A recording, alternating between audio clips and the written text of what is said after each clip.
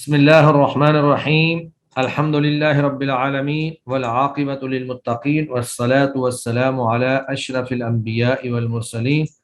وعلی آلہ واصحابہ اجمعین اما بعد۔ جی پیچھے ہم پڑھ رہے تھے وضو کا بیان، جس میں ہم نے مختلف وضو کے احکام جو ہیں وہ پڑھے، وضو کا پورا طریقہ، پھر اس کے اندر جو بھی چیزیں وضو سے متعلق کی تھیں وہ ساری کی ساری ہم نے پڑھی۔ تو آج ہم انشاءاللہ باب المسح علی الخفین، موضوع پر مسح کا بیان، یہ ہم انشاءاللہ پڑھیں گے۔ چونکہ وضو کا بیان چل رہا ہے تو وضو میں ہی بسا اوقات انسان، اس نے جرابیں پہنی ہوتی ہیں یا اس نے موزے پہنے ہوتے ہیں، وضو سے متعلق ہی چیز تھی موضوع پر مسح، تو اسی لیے وضو کے بیان کے فوراً بعد ہی موضوع پر مسح کا بیان جو ہے اس کو بیان کر دیا گیا ہے۔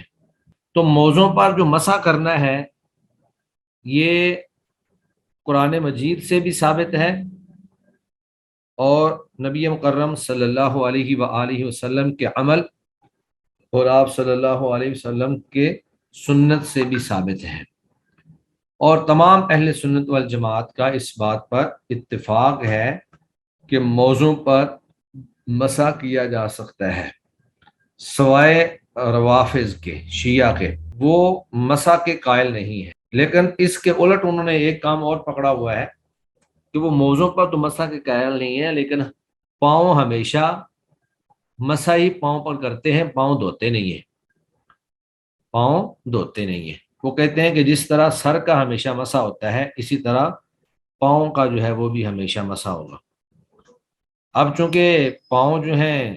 وہ انسان کے زیادہ گندے ہوتے ہیں اور انہی پاؤں کو ہی دھونا جو ہے وہ ایک مقصد ہوتا ہے، تو وہ کرتے یہ ہیں کہ وضو شروع کرنے سے پہلے پاؤں کو دھو لیتے ہیں۔ تو پاؤں ویسے ہی دھوتے ہیں، وہ مطلب وضو کی نیت سے نہیں دھوتے،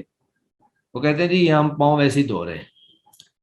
تو جب پاؤں دھو لیتے ہیں اور اس کے بعد پھر وضو شروع کرتے ہیں اور ہاتھ دھوتے ہیں۔ تو اصل میں جب انسان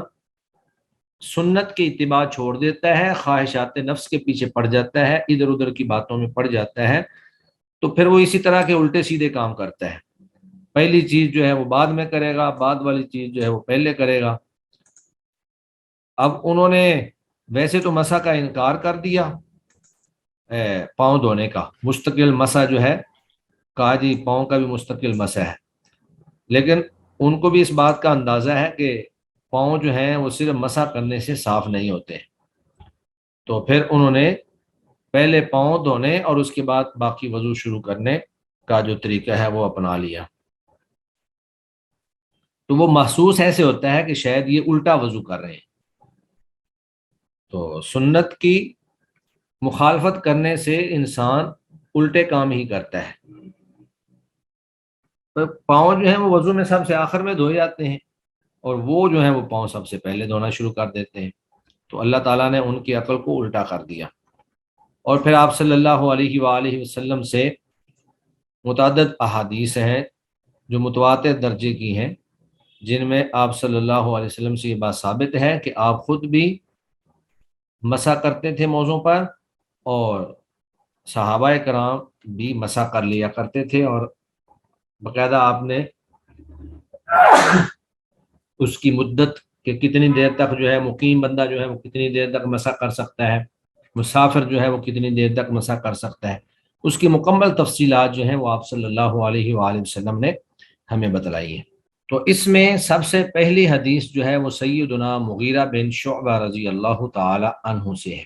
جی اس کی عبارت پڑھ دیں ذرا، کون پڑھے گا؟ چلیں ہمارا شیخ آپ پڑھیں۔ السلام علیکم سر۔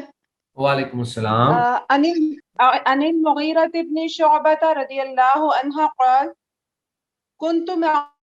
النبي صلى الله عليه وسلم فتوضأ فأهويت لأنزع خفيه فقال دعهما فإني أدخلتهما طاهرتين فمسح عليهما متفق عليه۔ جی تو یہ پہلی حدیث جو ہے یہ سیدنا مغیرہ بن شعبہ رضی اللہ تعالی عنہ سے روایت ہے، اور یہ غزوہ تبوک کا موقع ہے کہ جب آپ صلی اللہ علیہ وآلہ وسلم غزوہ تبوک سے لوٹ رہے تھے تو اس سفر میں سیدنا مغیرہ رضی اللہ تعالی عنہ آپ کے خادم تھے جو آپ کی طہارت اور وضو اور استنجا وغیرہ کا انتظام کرتے تھے، پانی کا بندوبست کرتے تھے۔ تو سیدنا مغیرہ بن شعبہ رضی اللہ تعالی عنہ سے مروی ہے، فرماتے ہیں قال، انہوں نے فرمایا کنت مع النبی صلی اللہ علیہ وسلم، میں اللہ کے نبی صلی اللہ علیہ وسلم کے ساتھ تھا، فتوضأ، تو آپ نے وضو کیا، فأہویت، پس میں جھکا، لأنزع، تاکہ میں اتاروں، خفیہ، آپ کے دونوں موزے، فقال، تو آپ صلی اللہ علیہ وسلم نے فرمایا دعہما، ان دونوں کو تو چھوڑ دے، یعنی میرے موزے نہ اتار، فإنی ادخلتہما، بے شک میں نے ان دونوں کو پہنا ہوا ہے، طاہرتین، پاکی کی حالت میں، یعنی وضو کی حالت میں، فمسح علیہما، تو پھر آپ صلی اللہ علیہ وآلہ وسلم نے ان دونوں پر مسح کیا۔ تو یہ حدیث جو ہے یہ موضوع پر مسح کے جواز پر دلالت کرتی ہے، لیکن اس میں جو یہ الفاظ ہیں کہ فإنی ادخلتہما طاہرتین، کہ میں نے ان کو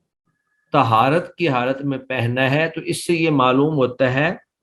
کہ موضوع پر مسح اس وقت ہوگا جب آپ نے ان کو پاکی کی حالت میں، یعنی وضو کی حالت میں پہنا ہو، اور اگر کسی شخص نے بغیر وضو کے ہی جرابیں یا موزہ پہن لیا ہے تو جب وہ وضو کرے گا تو اس وقت اس کو وہ موزے یا جرابیں اتارنی پڑیں گی،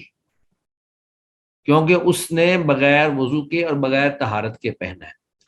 تو جب ایک شخص وضو اور طہارت کی موجودگی میں موزے پہنتا ہے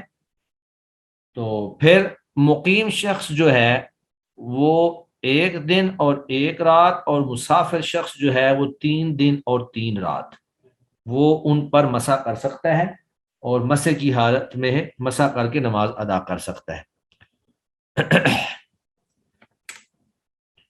تو اس حدیث سے ہمیں اور بھی کئی ایک نقطے جو ہیں وہ معلوم ہوتے ہیں، جن میں سے پہلا نقطہ یہ ہے کہ کسی بھی آزاد آدمی سے خدمت لی جا سکتی ہے، بشرطے کہ وہ اسے اپنا شرف سمجھے اور اس کو اپنے لیے بوجھ محسوس نہ کرے، جیسا کہ حضرت مغیرہ بن شعبہ رضی اللہ تعالیٰ عنہ، یہ آپ صلی اللہ علیہ وسلم کے غلام نہیں تھے، یہ آزاد شخص۔ جی، تو میں یہ بتا رہا تھا کہ سیدنا مغیرہ بن شعبہ رضی اللہ تعالیٰ عنہ آزاد تھے اور وہ آپ صلی اللہ علیہ وسلم کی خدمت پر مامور تھے۔ اس سے یہ بات بھی معلوم ہوئی کہ آپ صلی اللہ علیہ وسلم کے جو خادم صحابہ تھے ان میں حضرت مغیرہ بن شعبہ بھی شامل تھے۔ پھر اس سے یہ بھی معلوم ہوا کہ جس بندے سے آپ خدمت لے رہے ہیں، جو آپ کا خادم ہے، اس سے آپ جوتے اور موزے بھی اتروا سکتے ہیں۔ مطلب یہ ہے کہ یہ کوئی ایسی بات نہیں ہے کہ جس کو باعث عار سمجھا جائے، لیکن شرط یہی ہے کہ پھر طرفین کا آپس میں باہمی تعلق جو ہے وہ مضبوط ہونا چاہیے۔ پھر آپ صلی اللہ علیہ وآلہ وسلم کا یہاں پر حسن تعلیم اور دوسروں کی دلداری کی بات ہمیں معلوم ہوتی ہے کہ جب آپ صلی اللہ علیہ وسلم نے سیدنا مغیرہ کو موزے اتارنے سے منع کیا تو اس کی علت اور وجہ بھی بیان فرما دی کہ یہ میں نے طہارت کی حالت میں پہنے ہوئے ہیں تاکہ ان کے دل کے اندر کوئی کھٹک پیدا نہ ہو کہ اللہ کے نبی نے مجھے پتہ نہیں کیوں منع کر دی ہے۔ جو بھی حکم ہو اس کی علت اگر بیان کر دی جائے تو دوسرے کے لیے اس کو قبول کرنا ذرا آسان ہو جاتا ہے۔ اسی طرح یہ بات بھی معلوم ہوئی کہ موزوں پر مسح اس وقت ہوتا ہے، بنیادی شرط یہ ہے جب انہیں وضو کر کے پہنا ہو۔ اور پھر اس میں ایک بات اور بھی ہے کہ ایک شخص جو ہے اس نے وضو کیا، اس کے بعد اس نے موزے پہن لیے، لیکن پھر کسی وجہ سے وہ اپنے موزے اتار دیتا ہے اور اس کا وضو بھی ٹوٹ جاتا ہے، وہ پھر دوبارہ موزے پہن لیتا ہے۔ تو چونکہ اب اس نے یہ موزے جو پہنے ہیں یہ وضو ٹوٹنے کے بعد پہنے ہیں، یعنی جب اس نے موزے پہنے تو اس کا وضو نہیں تھا، تو جب بے وضو حالت میں موزے پہنے جائیں تو ان کے اوپر مسح کرنا جائز نہیں ہے، انہیں اتارا جائے گا، وضو کیا جائے گا، اور وضو کرنے کے بعد ان کے اوپر مسح کیا جائے گا۔ اب جس وضو کے ساتھ آپ نے نماز پڑھی، پہلا جو وضو تھا، اس کو شمار نہیں کریں گے آگے جو 5 نمازیں پڑھنی ہیں، بلکہ پہلی نماز اس وقت شمار ہوگی جب وہ والا وضو ٹوٹ جائے اور دوبارہ آپ مسح والا وضو کریں۔ یعنی آپ کا اصل وضو ٹوٹ گیا، اور اصل وضو ٹوٹنے کے بعد آپ نے دوبارہ وضو کیا، اور جو دوبارہ وضو کیا اس دوبارہ وضو میں آپ نے مسح کر کے وضو کیا، تو مسح کر کے جو وضو کیا ہے جو اس سے نماز پڑھیں گے وہ پہلی نماز شمار ہوگی، اور اس کے بعد پھر آپ نے ایک دن اور ایک رات جو ہے اس کے اوپر مسح کر کے نمازیں پڑھنی ہے۔ یہ مقیم کے لیے ہے، اور اگر کوئی شخص مسافر ہے تو وہ 3 دن اور 3 راتوں تک مسح کر سکتا ہے۔ پھر اس سے یہ بات بھی معلوم ہوئی کہ مسح جو ہے وہ موزوں کے اوپر کیا جائے گا، موزوں کے نیچے نہیں کیا جائے گا، اور جن روایات کے اندر موزوں کے نیچے مسح کرنے کا تذکرہ ہے وہ ضعیف ہیں، جس طرح کی یہ ابھی اگلی روایت جو ہے ہمارے سامنے آ رہی ہے 56 نمبر، کہ موزوں کے اوپر مسح جو ہے وہ صرف اوپر کیا جائے گا، موزوں کے نیچے مسح نہیں کیا جائے گا۔ اور موزوں پر مسح کرنے کا طریقہ یہ ہے کہ آدمی اپنے ہاتھ کو تر کر کے انگلیوں کو کھول کر موزوں کی انگلیوں پر رکھ دے، یعنی بالکل پاؤں کے شروع سے موزے کے اوپر رکھے اور ان کو کھینچ کر پنڈلی کی طرف لے جائے، یہی بس مسح ہے، اس کے علاوہ اور زیادہ مسح کرنے کی ضرورت نہیں ہے۔ اس کے بعد سیدنا مغیرہ سے ہی روایت ہے وَلِلْأَرْبَعَةِ عَنْهُ إِلَّا النِّسَائِيَّةِ، اور ائمہ اربعہ نے امام نسائی کے علاوہ انہی سے یعنی سیدنا مغیرہ سے ہی ایک روایت اور بھی نقل کی ہے، لیکن اس کی سند جو ہے وہ ضعیف ہے، کہ ان النبی صلی اللہ علیہ وآلہ وسلم، بے شک نبی کریم صلی اللہ علیہ وآلہ وسلم نے مسح اعلی الخف، آپ نے مسح کیا موزے کے اوپر بھی، واسفلہ، اور اس کے نیچے بھی، وفی اسنادہ ضعف، اور اس روایت کی سند میں ضعف ہے۔ تو یہ روایت لانے کا مقصد یہی ہے کہ اس کا ضعف جو ہے وہ واضح ہو جائے تاکہ کوئی شخص اس پر عمل نہ کر سکے۔ اس روایت کے اندر ایک راوی ہیں جن کا نام ہے ثور بن یزید، اور وہ رجا بن حیوہ کے واسطے سے بیان کرتے ہیں۔ تو امام ابو داود کہتے ہیں کہ ثور کا رجا سے سماع ثابت نہیں، یعنی ثور جو ہے ان کا رجا سے سماع ثابت نہیں کہ انہوں نے ان سے کوئی حدیث سنی ہو،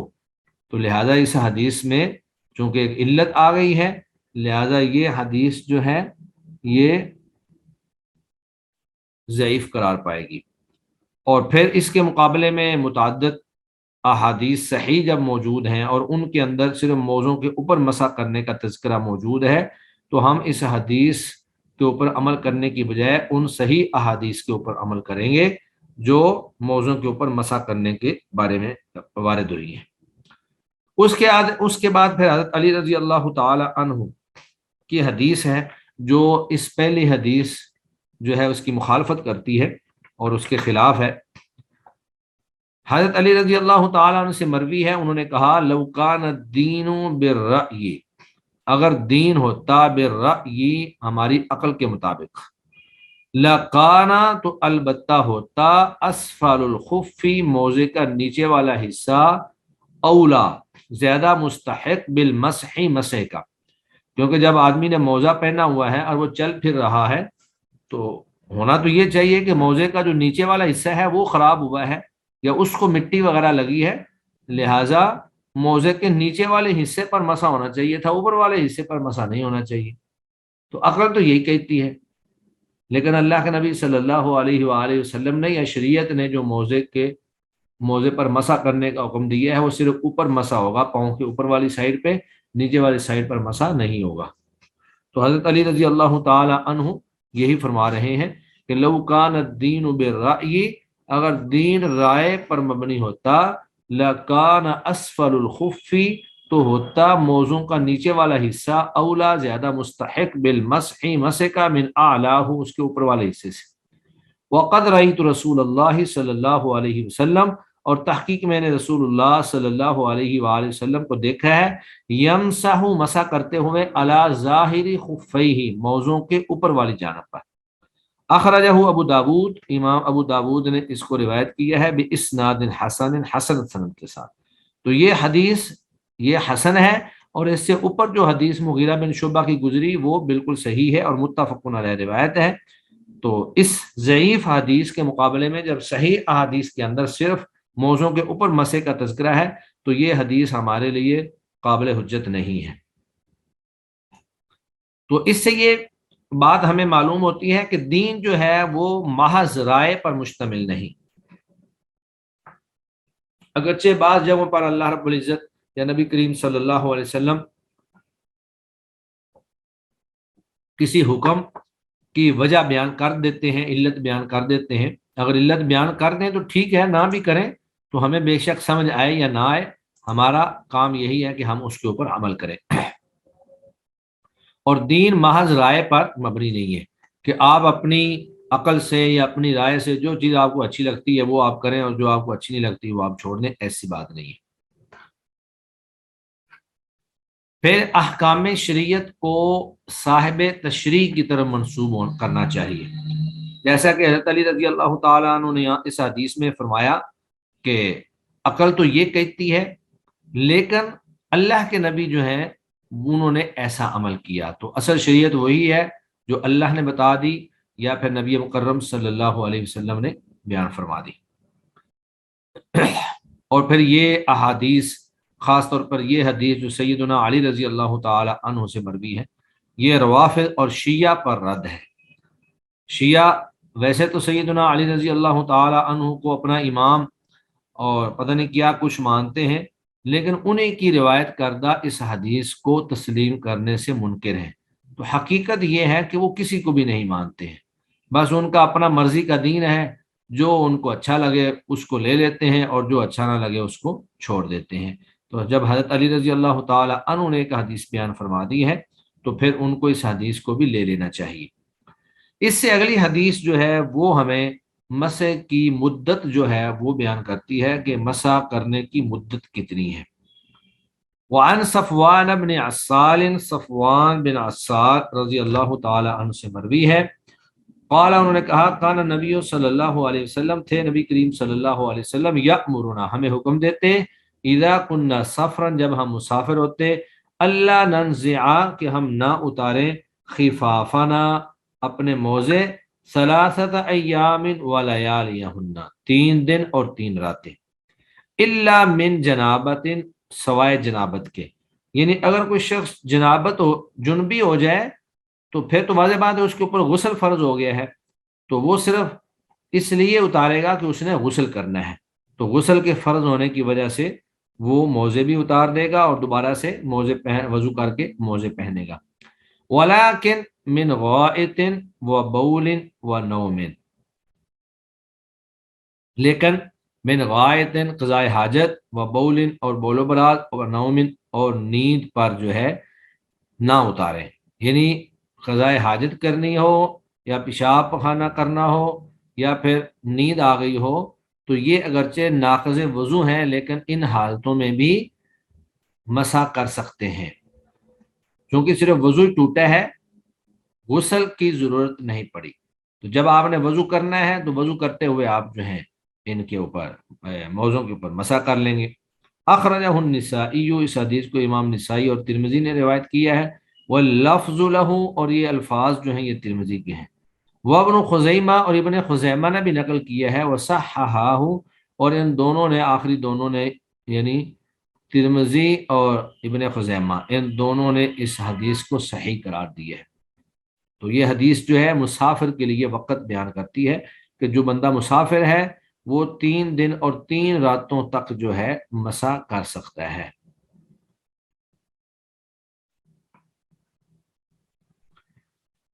تو اس کے بعد پھر ایک اور حدیث ہے جس میں مقیم کے لیے یعنی جو مسافر نہ ہو اس کے لیے جو مدت ہے وہ بیان کی گئی ہے، اگرچہ مسافر کی مدت بھی ساتھ موجود ہے لیکن مقیم کی مدت بھی بیان کی گئی ہے۔ پچھلی حدیث کے اندر مقیم کی مدت نہیں تھی، صرف مسافر کی مدت تھی۔ یہ حدیث بھی سیدنا علی بن ابی طالب رضی اللہ تعالی عنہ سے روایت ہے، قال انہوں نے کہا جعل النبی صلی اللہ علیہ وآلہ وسلم، مقرر کیا اللہ کے نبی صلی اللہ علیہ وسلم نے، ثلاثت ایام ولیالیہن للمسافر، مسافر کے لیے 3 دن اور راتیں، ویوما ولیلۃ للمقیم، اور مقیم کے لیے 1 دن اور 1 رات۔ یہ وقت مقرر کیا یعنی یہ مدت مقرر کی، یعنی فی المسح، یعنی کہ مسح کرنے میں، علی الخفین، موزوں پر۔ تو یہ مدت کس چیز کی ہے؟ موزوں پر مسح کرنے کی مدت ہے۔ تو یہ احادیث جو ہیں، یہ دونوں احادیث، پیچھے والی اور یہ والی، جس کے اندر مقیم اور مسافر کی مدت کو بیان کیا گیا ہے، ان میں چند ایک اہم نکات ہیں۔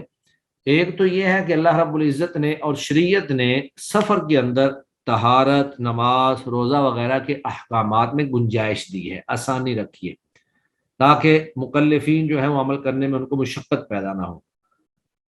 اور دوسرا، اس سے یہ بات بھی ثابت ہوئی کہ موزے اتار کر پاؤں دھونا افضل نہیں ہے، بلکہ افضل یہ ہے کہ آپ موزوں پر مسح ہی کریں۔ اگر کوئی بندہ پاؤں دھو بھی لیتا ہے تو کوئی گناہ گار نہیں ہوگا، لیکن یہ ہے کہ موزوں پر مسح کرنا جو ہے یہ زیادہ افضل ہے، کیونکہ نبی مکرم صلی اللہ علیہ وسلم جو ہم سب سے زیادہ متقی اور سب سے زیادہ اللہ کے قریب تھے، وہ بھی سفر میں یا جب انہوں نے موزے پہنے ہوتے تھے، مقیم ہوتے، تو وہ بھی موزوں پر مسح فرمایا کرتے تھے۔ جب آپ نے موزوں پر مسح کیا ہے تو اس کا مطلب یہ ہے کہ موزوں پر مسح کرنا زیادہ بہتر ہے۔ مسافر کی مدت جو ہے وہ 1 دن اور 1 رات ہے، اور نہیں، مسافر کی مدت 3 دن 3 رات ہے، اور مقیم کی مدت جو ہے وہ 1 دن اور 1 رات ہے۔ اور پھر موضوع پر جو مسح ہے وہ صرف حدث اصغر میں ہی کیا جائے گا۔ حدث اصغر کا مطلب یہ ہوتا ہے چھوٹی جنابت، یعنی کوئی شخص جو ہے اس کا وضو ٹوٹ جائے، وہ بے وضو ہو جائے، لیکن جب حدث اکبر لاحق ہو جائے، یعنی اس کو جنابت لاحق ہو جائے جس سے انسان کے اوپر غسل واجب ہو جاتا ہے، تو پھر مسح نہیں ہوگا، پھر بلکہ پہلے غسل کیا جائے گا اور موزے اتار دیے جائیں گے۔ اور اس حدیث سے یہ بات بھی معلوم ہوئی کہ بول و براز کی طرح نیند بھی ناقض وضو ہے۔ جس طرح پیشاب پخانے سے وضو ٹوٹ جاتا ہے، اسی طرح نیند سے بھی وضو جو ہے وہ ٹوٹ جاتا ہے۔ تو یہ وہ چند ایک اہم مسائل تھے، احکام تھے جو ان احادیث سے ہمیں معلوم ہوتے ہیں۔ اس کے بعد پھر ایک حدیث ہے، وہ سیدنا ثوبان رضی اللہ تعالیٰ عنہ سے مروی ہے، انہوں نے کہا بعث رسول اللہ صلی اللہ علیہ وسلم، بھیجا رسول اللہ صلی اللہ علیہ وسلم نے سریتن، ایک جہادی دستہ، فامرہم، تو آپ نے ان کو حکم دیا، ان یمسحوا، کہ وہ مسح کریں، علی الاصائب، اصابوں یعنی کہ اماموں پر، پگڑیوں پر، یعنی الامائم یعنی کہ پگڑیاں، تو اصائب کا ترجمہ ہے عمائم، پگڑیوں پر، والتساخین، تو تساخین موزوں پر، یعنی الخفافہ یعنی موزے۔ تو تساخ اصل میں کہتے ہیں گرمی پہنچانے والی چیز، تو موزے جو ہوتے ہیں وہ انسان کے پاؤں کو گرم رکھتے ہیں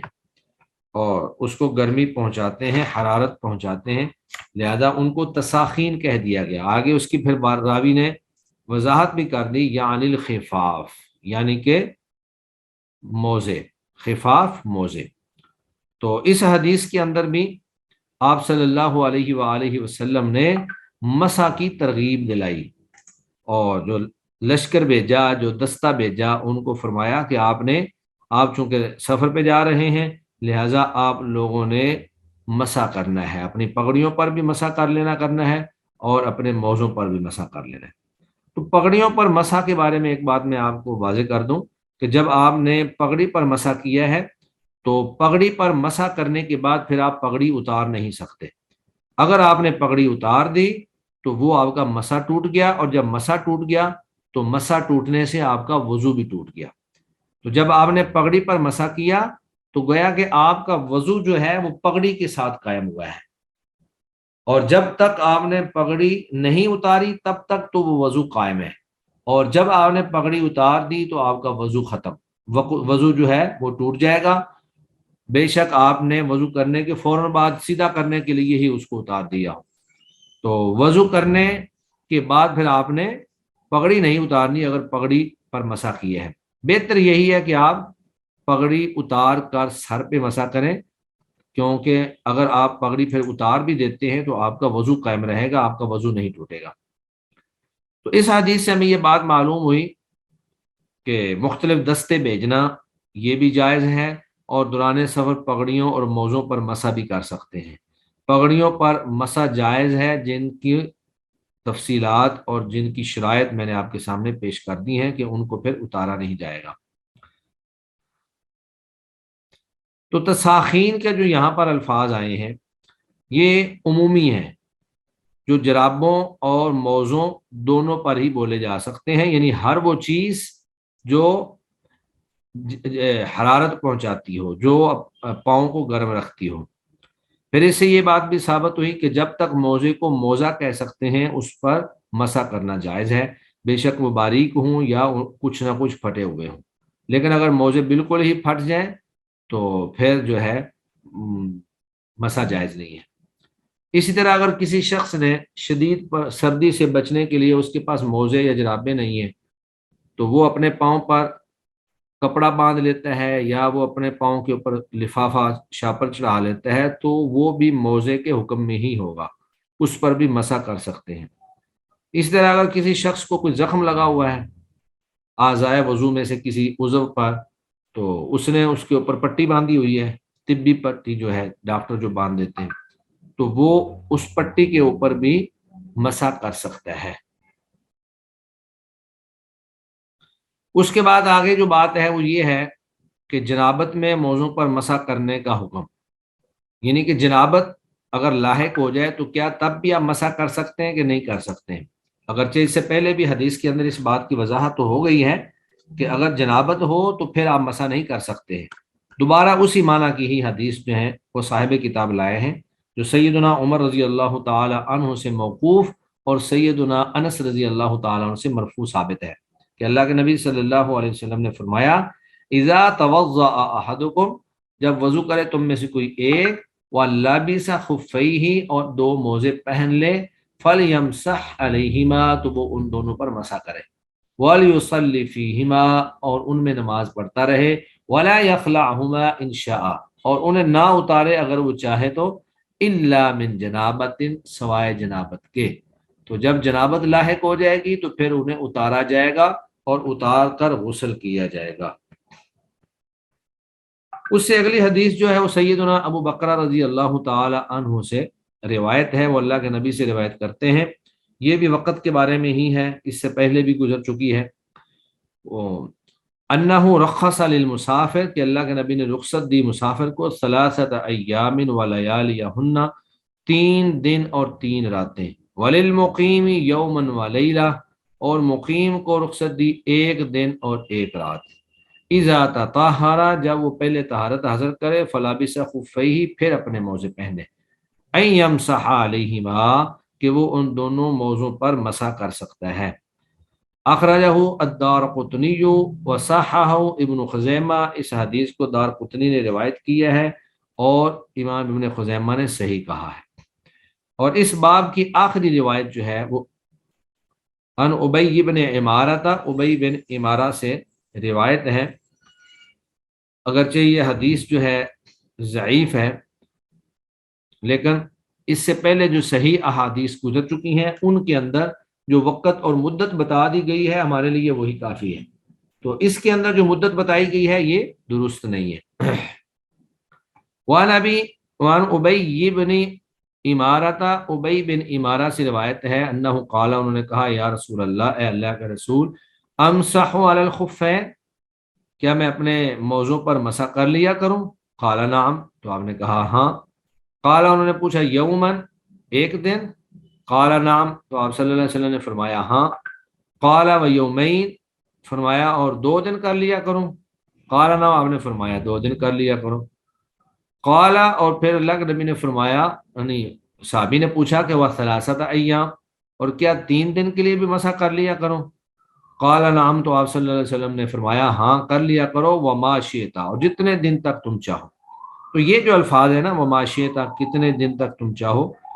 یہ الفاظ جو ہیں یہ زائد ہیں، اور اس حدیث کے اندر جو ہے ایک راوی ہیں جو ضعیف ہیں، جس وجہ سے یہ حدیث صحیح نہیں ہے۔ تو اس سے پہلے ہمیں صحیح احادیث جو ہیں وہ مل چکی ہیں جو ہم نے پڑھ لی ہیں، لہٰذا مقیم کے لیے 1 دن 1 رات اور مسافر کے لیے 3 دن اور 3 رات، یہ صحیح احادیث کے اندر آپ صلی اللہ علیہ وآلہ وسلم نے مسح کی مدت جو ہے وہ بیان فرما دی ہے۔ تو یہ جو حدیث ہے چونکہ یہ صحیح نہیں ہے، اخرجہ ابو داود، اس کو امام ابو داود نے روایت کیا، وقال، اور خود ہی فرمایا کہ لیس بالقوی، یہ حدیث قوی نہیں ہے۔ تو ہمارے پاس جو مسح کا باب تھا اس کے اندر یہی اتنی ہی احادیث ہیں۔ تو آج کا ہمارا لیسن انشاءاللہ یہیں تک ہی ہوگا۔ اگر اسی سے متعلق آپ لوگوں کے پاس کویشچن ہے تو آپ لوگ پوچھ سکتے ہیں۔ اور دوسرا میں نے آپ سب کو کہا تھا کہ اپنی اپنی اسائنمنٹ جو ہے وہ تیار کریں۔ کس کس کی اسائنمنٹ تیار ہو گئی ہے؟ جن جن کی اسائنمنٹ تیار ہو گئی ہے وہ ہاتھ کھڑا کریں بس۔ سائرہ جاوید، 22 لوگ اس وقت موجود ہیں، اور ابھی تک صرف ایک طالب علم نے اسائنمنٹ تیار کی ہے۔ چلیں 2 ہو گئے جی۔ ہاں جی جی سائرہ جاوید، آپ پریزنٹیشن پیش کریں گی آج؟ سر میں آپ کے ساتھ شیئر تو پھر یہاں سے نہیں کر سکتی کیونکہ موبائل سے ہوں آن لائن، لیکن میری حدیث تھا کہ وضو کر کے بسم اللہ کر کے وضو کرنا جو ہے وہ نبی صلی اللہ علیہ وسلم نے بتایا۔ تو اس کے بارے میں جو ہے وہ یہ بتایا گیا تھا کہ نہیں، اب تسمیہ جو ہے وہ آپ نے سوال شروع کیا اور پورا بات ہی شروع کر دی ہے، ایسے نہیں پیش کرتے۔ آپ بتائیں کہ اگر آپ نے پیش کرنی ہے تو باقاعدہ طور پہ ایک ٹیچر کے انداز میں آپ نے اس کو پیش کرنا ہے، تو وہ تو کوئی بات نہیں۔ آپ نے مجھے بھیج دی تھی اس میں واٹس ایپ پہ؟ نہیں، میں آپ کو ابھی میں نے ابھی LMS پہ سبمٹ نہیں کیا اپنا ڈاکیومنٹ، لیکن میری تیار ہے، میری حدیث آپ نمبر اس طرح 48 کریں، ہے۔ آج اس کو سبمٹ بھی کر دیں اور مجھے بھی جو ہے بھیج دیں ایک دفعہ، تو نیکسٹ کلاس میں انشاءاللہ آپ سے بھی کر لیں گے۔ اور رافعہ اصغر، آپ بتائیں آپ کی کیا صورتحال ہے؟ جی سر، میں نے LMS پہ اپلوڈ کر دی تھی، لیکن آپ کو بھی کرنی ہے سیپریٹلی؟ ہاں، چونکہ مجھے اگر بھیج دیں تو پھر میں یہاں پہ اس کو شیئر کر سکتا ہوں۔ تو آپ آج پریزنٹیشن پیش کریں گی یا آپ نے بھی نیکسٹ کلاس پہ رکھنی ہے؟ سر انشاءاللہ نیکسٹ کلاس میں کریں گے۔ چلیں نیکسٹ کلاس پہ آپ دونوں بھی ہیں اور باقی لوگ بھی کریں، کوشش کریں نیکسٹ کلاس تک جو ہے نا سارے لوگ تیار کر لیں۔ جو بھی تیار کرتا جائے وہ مجھے بھی بھیجتا جائے، اور جب مجھے آپ نے بھیجنی ہے تو اس میں آپ نے اپنا سمیسٹر اور اس کے ساتھ ساتھ اپنا نام، یہ چیز ضرور شیئر کرنی ہے، کیونکہ میرے پاس تو سب لوگوں کے نام نہیں ہیں اور نہ ہی سب کے نام سیم ہیں۔ تو سمیسٹر بھی اپنا ساتھ ساتھ کر دینا ہے، لکھ دینا ہے، اور اس کے ساتھ ساتھ نام بھی لکھ دینا ہے۔ جی محمد شفیق۔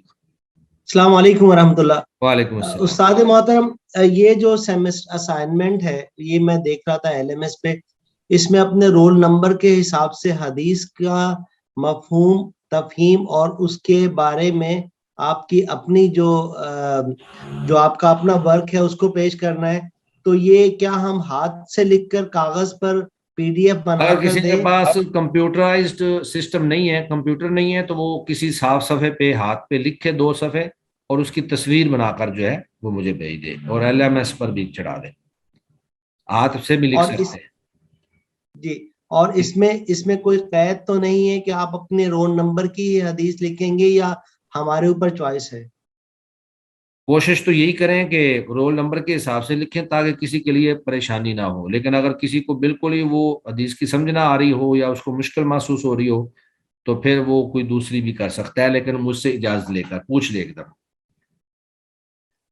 استاد محترم، جس طرح ایک حدیث ہے جس میں ہم پہلے اس کی تمہید، تعریف اور اس کی جو ہم نے سمجھا ہے اس کو بتائیں تو یہ موضوع کافی رہیں گے یا کوئی اور بس آپ یہی کچھ ہی ہونا ہے، مشورہ اس دینا میں یہی پسند ہونا ہے، کریں اگر گے؟ اس میں کچھ اقوال آ جائیں اور کچھ اس میں تشریحات آ جائیں۔